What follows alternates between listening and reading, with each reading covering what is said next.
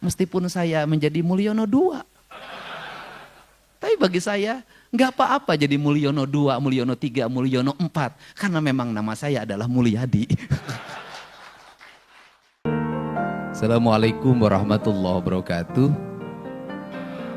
Sampurasun. Seluruh jajaran komisaris utama dan para anggota Bank Jabar Peduli yang barusan kata sahabat saya Bosman, gimana kalau banknya menjadi Bank Aing Peduli?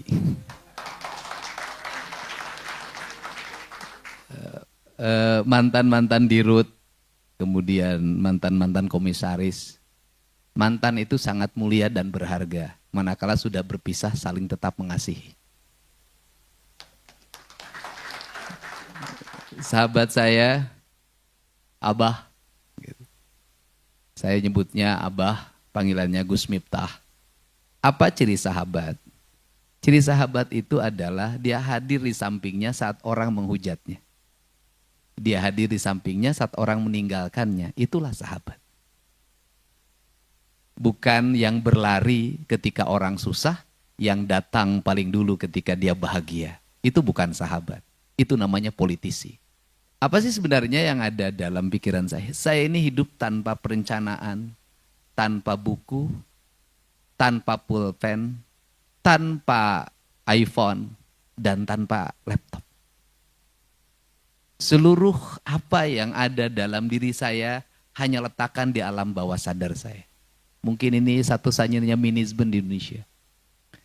Karena saya meyakini bahwa manusia yang meletakkan kakinya di atas bumi dan meletakkan pikirannya di langit, maka dia akan berjalan dalam panduan. Berjalan panduan siapa yang memandu? Yang memandunya adalah sang pemilik semesta. Dan siapa yang memberikan tongkatnya? Yang diberikan tongkatnya adalah alam semesta. Alam semesta ini itu punya ornamen alamiah yang disebut dengan leluhur. Maka leluhur itu dalam orang Sunda disebutnya karuhun.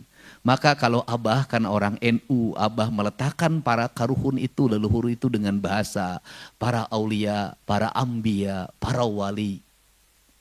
Kesananya para sahabat sama meletakkan pada leluhur. Sehingga negara-negara yang meletakkan dirinya pada tanah yang dipijaknya, pada air yang diminumnya, pada udara yang dihisapnya, pada matahari yang membakar dirinya, dan dia berpegang teguh pada leluhurnya, saya melihat seluruh negara itu maju. Cuman perbedaannya adalah meletakkan leluhur pada tradisi itu di kalangan kaum NU, kaum Nahdien, dan kami kaum tradisi. Dan meletakkan kerangka leluhur dalam konstitusi. Maka yang meletakkan leluhur dalam konstitusi itu adalah Inggris, Prancis, Jerman, Australia, Jepang, dan negara baru sekarang yang menjadi raksasa dunia yang berani berdiri tegap di depan Trump adalah Tiongkok. Apa sih sebenarnya yang membuat majunya Tiongkok? Yang membuat majunya Tiongkok itu adalah ada seorang anak kandung ideologis komunis. Yang dia memiliki watak berpikir ideologis komunisnya luar biasa. Kemudian dia keluar dari cara berpikir umum, kemudian menekuni kapitalisme. Belajar berkeliling dunia, memahami kapitalisme. Dia tentunya awalnya dibenci. Tetapi kemudian dia berkata, sampai kiamat. Karena orang Tiongkok nggak percaya kiamat. Sampai kapanpun Tiongkok tidak akan mengalami kemajuan. Manakala mimbar-mimbar kita hanya diisi dengan bicara ideologi. Tapi tidak pernah bicara bagaimana strategi meraih kemajuan dan kekinian.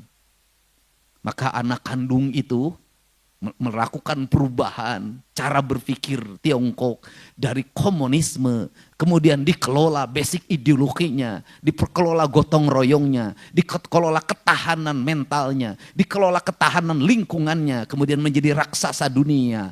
Kapitalisme dibangun di atas komunisme, bayangin. Bisnis Amerika dilakukan oleh individu. Individunya kemudian melahirkan pajak. Pajaknya untuk kesejahteraan. Dan dia bekerja secara individu. Kemudian negara membuat sistem kebebasan dia untuk berbisnis, berusaha, tapi rambu-rambu etika dalam usahanya, etika dalam bisnis, etika dalam politiknya sangat kokoh. Lahirlah raksasa. Tetapi ini lebih cepat lagi. Pebisnis dibungkus dengan namanya BUMN, menggerakkan ekonomi negara, menguasai tanahnya, menguasai airnya, menguasai udaranya, menguasai sumber daya alamnya. Kemudian di backup oleh militer, di backup oleh agen intelijen, menggerakkan ekonomi lokal negaranya, kemudian mengekspansi negara-negara lain. Bayangin, negara membackup sebuah bisnis, apa yang akan terjadi? Raksasa yang tidak mungkin dikalahkan. Nah, out of the box adalah sebuah proses berpikir untuk merubah paradigma. Saya tidak ngerti perbankan. Saya tidak ngerti komposisi anggaran. Baca buku APBD pun saya jarang. Apa yang membuat kita bangkrut? Menggunakan standarisasi pikiran dalam manajerial yang rumit. Dalam perbankan harus lulus ini, lulus ini, lulus ini, lulus ini. Sertifikat 7 truk tidak akan punya arti kalau rasa dan cintanya tidak ada. Buktinya BJB, hebat-hebat, lulus OJK, katipu dalam triliun. Apakah Jenderal Sudirman itu belajar ilmu militer sekolah di Amerika? Tidak. Apakah dia sekolah perang di Perancis? Tidak. Dia hanya seorang guru SMP Muhammadiyah. Apa yang membuat dia menang? Satu, dia berserah diri pada Allah. Yang kedua, berserah diri pada semesta. Maka dia bersatu dengan seluruh alamnya, maka alam menjadi petunjuk hidupnya. Maka ketika musuh datang, hujan pun turun. Jangan ngomong mistik, Pak, nggak ada. Bagi saya semua hidup ini ilmiah. Jadi hubungan manusia dengan seluruh alam dan lingkungan itu akan melahirkan sebuah kekuatan besar. CCTV yang banyak tidak akan ada arti di kantor, Pak. Gak, menurut saya. Saya ini orang yang sampai hari ini yang teknologi modern gak pernah lihat CCTV, Pak. Ngapain, Pak? Apa CCTV yang paling tajam dalam diri kita? Rasa kita. Rasa kita bisa membaca ini karyawan bohong atau tidak. Rasa kita bisa membaca ini karyawan kemudian nyelipin uang atau tidak. Jujur atau tidak. Di mana rasa itu bagi seorang pemimpin? Ada pada mimpinya. Ada pada getaran hatinya. Untuk itu pemimpin itu beda.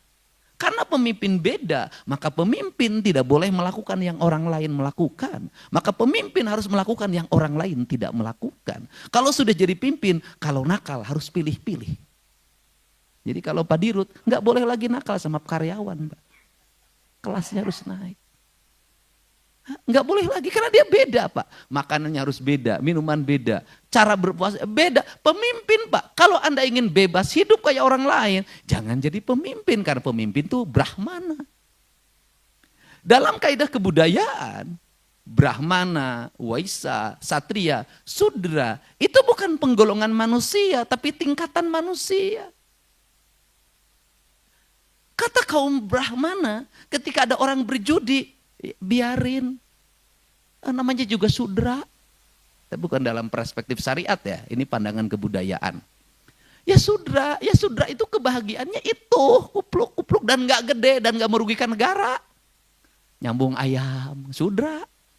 Joget-joget di tempat gelap, itu sudra. Karena sudra itu memperoleh kebahagiaan secara material. Gitu loh, ganti-ganti istri itu sudra. Karena meletakkan kebahagiaan pada aspek material. Sudra itu hukumnya cuman dua. Bibir basah, kanyut basah. Sudra. Kalau sudra itu, ya begitu. Kalau sudra itu yang diomongin itu. Nah, sehingga kalau kaum Brahmana, dia sudah sejak kecil filosof, ketatanegaraan, minumnya beda, puasa Senin Kamis, enggak puasa Senin Kamis lagi kayak Gus Miftah. Karena kaum Brahmana tiap sehari puasa, sehari enggak. Udah beda kelasnya, makomnya beda. Jadi kalau honornya beda, memang makomnya juga beda.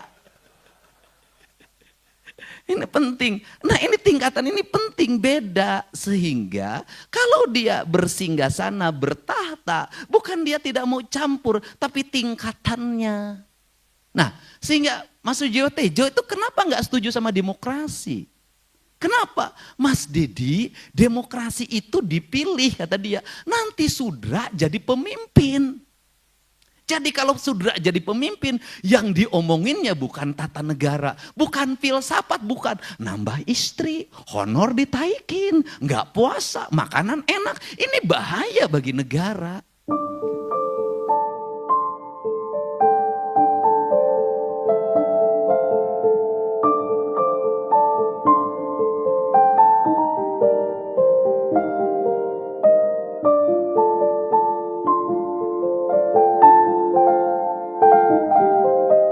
Makanya jadi pemimpin itu sejak kecil sudah dibedakan. Nah, apa sih saya cerita ini? Apa? Cerita ini cerita perbankan. Cerita perbankan itu adalah cerita ketajaman pikiran dan baca pasar. Nah, karena cerita ketajaman, pertama, apakah kita akan bangkrut? Tidak akan pernah. Apakah kita tidak akan kompetitif? Tidak akan pernah. Selama apa? Selama niat kita dan kemudian diri kita ada. Kata orang Sunda itu ngawiraga sukma. Ngawiraga sukma itu dalam bahasa biologi disebutnya bersenyawa. Kemudian dalam bahasa kebudayaan manunggal. Kalau dalam bahasa Abah nauhin. Apa itu? Saya katakan ketika orang bekerja di BJB, maka BJB menjadi bagian yang tak terpisahkan dalam hidupnya. Itu penting. Apa yang merusak sebuah perusahaan, sebuah korporasi, sebuah lingkungan? Apa? Ketika yang mengisinya menjelekkan tempat dia bekerja. Kemana bercerita? Terbalik bang. Terbalik. Maka korup di TNI gak boleh anak buahnya. Apapun yang terjadi gak boleh bercerita keluar. Maka korup. Maka untuk itu kalau BJB ingin berhasil, seluruh pegawainya masukin barak militer. Serius saya. Serius. Ini nggak main-main. Masukin barak militer. Untuk apa? Persenyawaan, penyatuan jiwa. Dan di barak militer nanti akan ketahuan mana pegawai yang punya visi, mana pegawai yang asal-asal. Dari situlah terjadinya seleksi. Alam yang akan menseleksinya. Disumpahin satu-satu. Saha anu nek maling KBJB, sanu teu digawe KBJB, saumur hirup sia, 7 turunan sia, moal pernah berkah. Sumpahnya itu, Pak. Ini penting. Jadi menyatukan diri. Saya ini, Pak, orang yang paling gila dalam berspekulasi. Kenapa? Saya kalau ditanya, guru Kang Deddy Mulyadi di bidang ekonomi siapa? Ibu saya. Kenapa ibunya? Apakah ibunya ahli ekonomi? Enggak, sekolah SD aja cuman kelas 2, baca tulis aja enggak. Kok bisa? Ya bisa, dia sebagai ekonom ulung. Dari mana letak ekonom ulungnya? Anaknya 9, gaji suaminya hanya prajurit kepala, palang 3, tapi anaknya sehat-sehat, bisa sekolah, bisa kuliah, tak ada sejengkal tanah pun yang terjual. Bukankah itu ekonomi ulung? Negara kita ini sudah berapa ton emas yang diangkut? Sudah berapa juta, puluh juta, miliar meter kubik itu nikel dan kemudian batu bara yang diangkat. Sudah berapa puluh juta hektar hutan yang dibabat. Sudah berapa puluh miliar kubik pasir yang diangkat. Tapi kenapa hutangnya gede, kemakmurannya makin jauh? Padahal para menterinya dari dulu sampai sekarang lulusan terbaik. Kenapa? Satu hal, bekerjanya tidak menggunakan rasa dan hati. Pendekatannya outcome benefit. Sehingga saya ketika saya dulu, dan itu saya lakukan sekarang. Saya dulu ketika jadi bupati, yang saya tanya itu bukan pendapatan. Saya bilang ngapain ngomongin pendapatan. Pasti yang saya tanya belanja. Ini belanja duitnya dipakai apa? Maka saya lakukan sebelum sekarang jadi gubernur dan Pak Prabowo jadi presiden. Saya 15 tahun yang lalu sudah membuat namanya realokasi. Ini apa, ini apa, ini apa, belanjanya untuk ini. Bagaimana percepatan agar belanjanya cepat? Saya bilang cepetin ini jalan, hibahin sama tentara, tentara yang ngerjain. Itu dari dulu saya.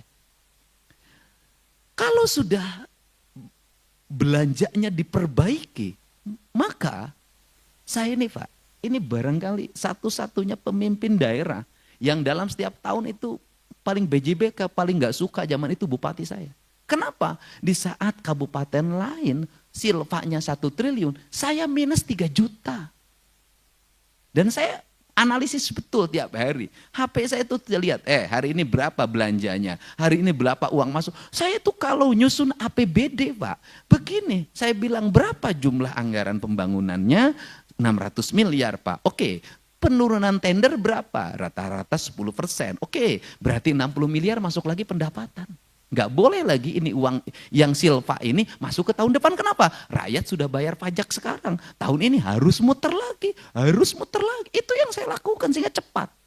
Nah, saya katakan ketika rakyat sudah bayar pajak, maka kita tidak boleh lama-lama nyimpen uang di tempat lain atau di bank. Suruh muter terus, nggak boleh berhenti. Kenapa? Ini siklus. Mata rantai ekonomi yang tidak boleh berhenti. Ketika berhenti ada orang yang tidak bekerja. Ketika berhenti ada orang yang tidak makan. Karena berhentinya siklus ekonomi ini melahirkan kemandegan ekonomi, kelesuan. Maka duit harus muter, nggak boleh diam. Dia harus muter karena tugas uang itu berputar, bukan diam. Nah, saya membuat kebijakan itu. Nah, kemudian ini yang harus dilakukan oleh BJB. Tapi apa? Harus ada analisis. Analisis yang tertinggi dalam hidup kita ini apa? Rasa dan keteguhan. Keteguhan. Apa keteguhan? Sikap konsistensi kita, istiqomah kita dalam sebuah keputusan. Nah ini, dan kemudian nggak akan ada orang kayak saya itu sebenarnya. Saya kalau menyusun APBD yang sekarang belum berani, nanti saya bikin itu. Sekarang tuh kemarin saya bikin minus 1 triliun, masih begini. Saya itu dulu bikin minus Pak. Kalau saya nyusun APBD, pendapatan asli berdasarkan analisis Kepala Badan Keuangan itu 1,2 triliun, maka saya menyusun 1,8 triliun, sudah real. Kenapa? Karena dari 1,2 saya yakin tidak semuanya akan dibelanjakan. Pasti ada selipnya, pasti ada langkah yang tersendatnya. Maka saya belanja 1,8. Kenapa? Yang 600 spekulasi saya. Untuk apa? Agar belanja pembangunannya cepat dikeluarkan. Belanja rutinnya tertahan. Kemudian apakah selalu tertutup dalam setiap tahun? Selalu tertutup. Rezekinya datang tanpa dikira. Ini penting. Nah, bagaimana agar rezeki datang tidak terkira? Maka belanjanya harus menjadi doanya orang lain. Bagaimana belanja menjadi doa? Belanja jalan jadi doa, belanja rumah sakit jadi doa, belanja rumah rakyat miskin jadi doa, belanja beasiswa orang-orang miskin jadi doa, belanja pembebasan rakyat miskin dari berobat jadi doa. Doa ini semua orang berdoa, mudah-mudahan pemerintah ini uangnya banyak. Kenapa? Uang yang kami terima cukup manfaat, menyelesaikan kemiskinan, menyelesaikan orang sakit, menyelesaikan rumah roboh. Dan kaum nyinyir pada waktu itu melihat saya bahwa uang di Pemda Purwakarta zaman itu tidak pernah habis dan tidak pernah berhenti membangun. Tank 3 Januari saya udah membangun. Akhirnya mereka berspekulasi, Pemda Purwakarta kaya karena bupatinya menikah dengan Nyi Ratu Kidul. Kalau saya digituin disengajain kalau saya. Saya bilang lebih baik nikah dengan Nyi Ratu Kidul melahirkan banyak uang daripada nikahin istri orang nanti digebukin. Ini, untuk itu apa sih yang dilakukan hari ini? Saya ngajak selama ini adalah ngajak BJB untuk membelanjakan uang-uang ini menjadi doanya orang. Maka disebutlah BJB peduli. BJB peduli kalau nanti ada bisa ada tren baru adalah Bang Aing peduli, maka ini akan masuk dalam alam bawah sadar orang. Kalau dalam alam bawah sadar orang, maka saya yakin akan di tengah-tengah orang mulai menurunnya kepercayaan pada perbankan, ada ketakutan menyimpan uang disimpangkan, kemudian muncul bank sebagai oase di tengah gurun pasir dan dia menjadi sosok peduli, maka semua orang akan berbondong-bondong menyimpan di bank ini. Takin semua.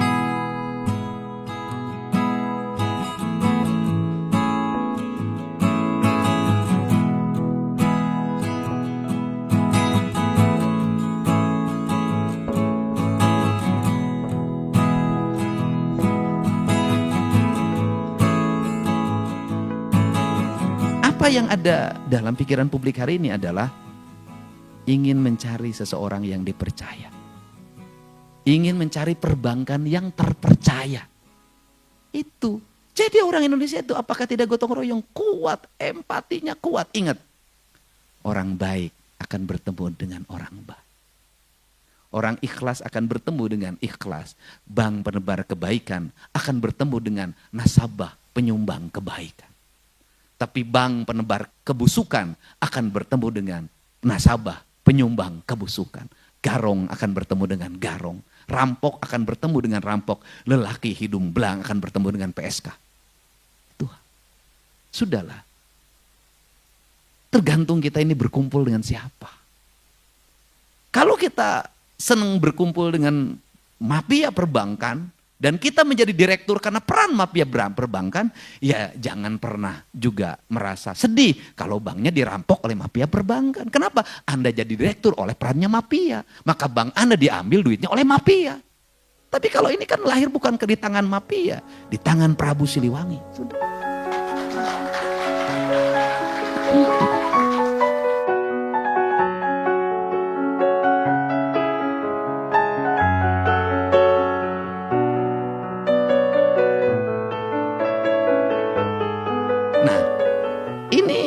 Ini penting. Nah, untuk itu mari kita bangun kesadaran. Ini ideologi. Kenapa bagi saya? Ini ideologi. Loh, nah di Indonesia ini nanti ada bank yang mampu menyelesaikan seluruh problem dirinya dalam waktu cepat, merecovery. Kemudian lahir kepercayaan publik.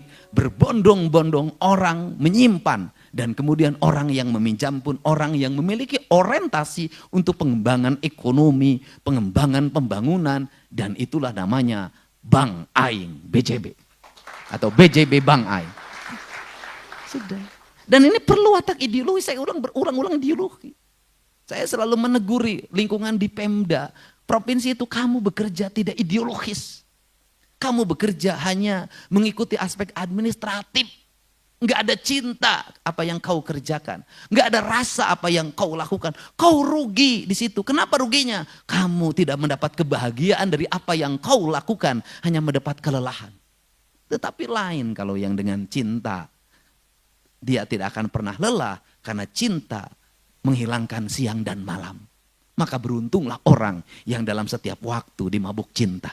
Karena dia akan lupa siang dan malam. Maka cintailah pekerjaanmu sebagai sendi utama dalam hidupmu. Enggak ada masalah, lupakan istri yang ada di rumah. Cintai Bang Jabar sepenuh hati. Karena istrimu tidak akan pernah lari selama engkau bekerja di Bang Jabar. Tetapi ketika engkau di PHK oleh Bang Jabar, maka istrimu akan lari ke tempat yang lain. Yakinlah itu. Ini penting. Dan yang paling suka terhadap ini adalah Dirut. Karena Dirut sering tidak pulang demi Bang Jabar. Dan Dirut sering lupa pada istrinya di rumah demi Bang Jabar. Karena di Bang Jabar jauh lebih muda dibanding yang di rumah. Ini penting, Pak. Ini penting, ini ideologi. Kan gitu. Nah, untuk itu saya ucapkan terima kasih. Ini Bang ini akan mengalami kemajuan. Pak. Saya terus-terus saja membantu, Pak. Saya barusan juga bertemu pegawai Pemda. Ini loh strategi kita. Ini pembayaran itu saya bilang yang kira-kira terjadi. Kita meragukan, saya belanja hibah itu yang sering kita ragu. Yang sering menimbulkan problem, saya katakan nanti jangan sekaligus, saya bilang bikin 30, 30, 40. Kenapa? Pertama, untuk mengatur ritme keuangan daerah. Yang kedua, untuk memastikan penggunaan. Yang ketiga, biar Bank BJB agak lama uang Pemdanya tidak cair di tengah. Dan kalau dari sisi personality Deddy Mulyadi, saya sangat rugi bermitra sama BJB. Rugi, Bah. 1 menit 150 juta tidak bisa saya dapatkan. Kenapa? Karena saya pejabat, nggak boleh saya mendapat sponsor di channel saya BJB, nggak boleh. Dan BJB dengan nikmatnya mendapat tayangan-tayangan tanpa bayaran. Dan ini penting, kenapa? Udahlah, marketing yang terbaik hari ini adalah YouTube dan TikTok. Nggak ada yang bisa menyaingi hari ini. Mau pakai media apa, Pak? Penontonnya udah nggak ada.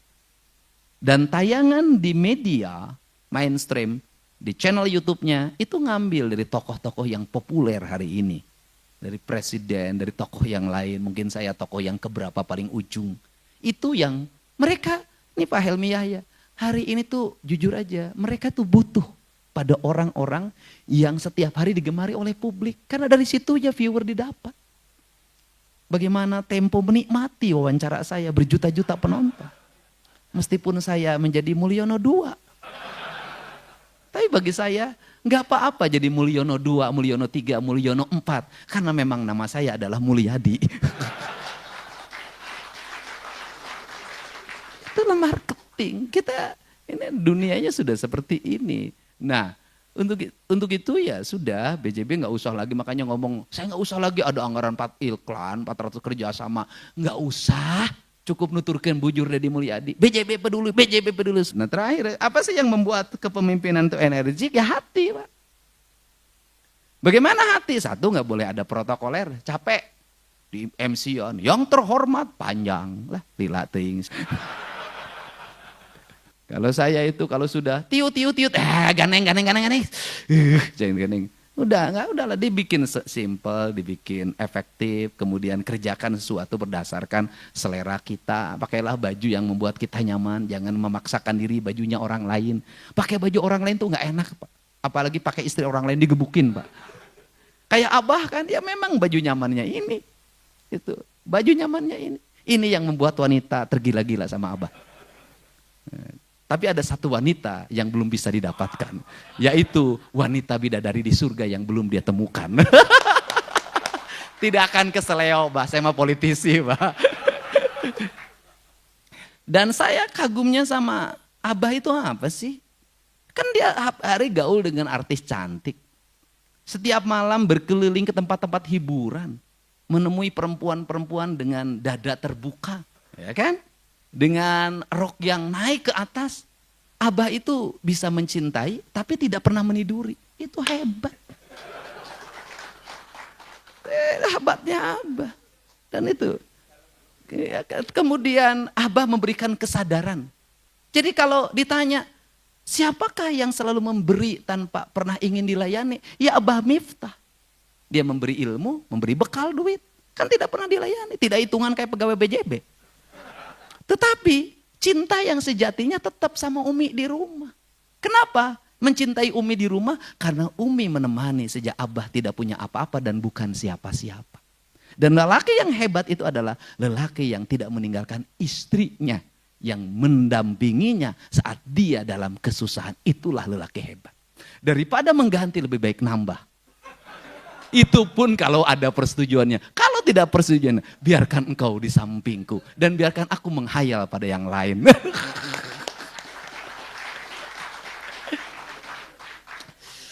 Tapi BJB gak usah transfer sama saya. Walaupun ceramahnya agak mirip-mirip Gus Miftah.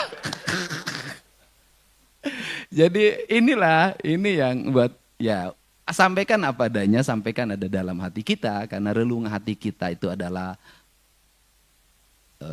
perpustakaan abadi. Jadi perpustakaan abadi manusia itu adalah hatinya, rasa dan cintanya, itulah perpustakaan kita.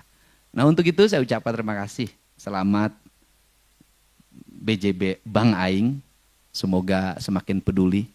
Kalau PJB buka tabungan, maka tabungan BJB adalah tabungan kebaikan. Tabungan kebaikan. Semakin dekat dengan saya, semakin kenal dengan teman-teman saya, insya Allah nanti ratusan teman-teman saya akan nyimpan di BJB. Kalau satu orang nyimpannya 25 miliar kali 100, 2,5 triliun nyimpan di sini. Terima kasih Bang Helmi Yahya dan semua para anggota komisaris. Kita memiliki semangat. BJB, BJB, BJB. Terima kasih. BJB Bang Aing, BJB Nu Aing. Jawa Barat istimewa. Allahumma afiq ila aqwamit thoriq. Assalamualaikum warahmatullahi wabarakatuh. Sampurasun.